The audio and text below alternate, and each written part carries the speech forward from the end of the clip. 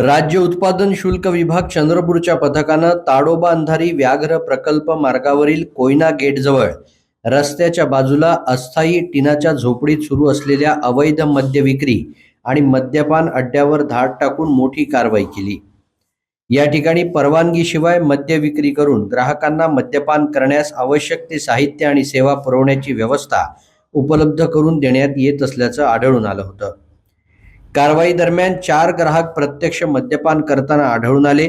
तसंच आशिष खोब्रागडे हा ग्राहकांना मद्यपानासाठी आवश्यक सर्व सुविधा पुरवत असल्याचं निष्पन्न झालं।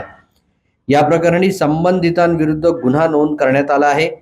कारवाई दरम्यान ताब्यात घेण्यात आलेल्या सर्व ग्राहकांची वैद्यकीय तपासणी करण्यात आली असून संबंधित वैद्यकीय अहवालामध्ये त्यांनी मद्यप्राशन केल्याचं निष्पन्न झालं आहे।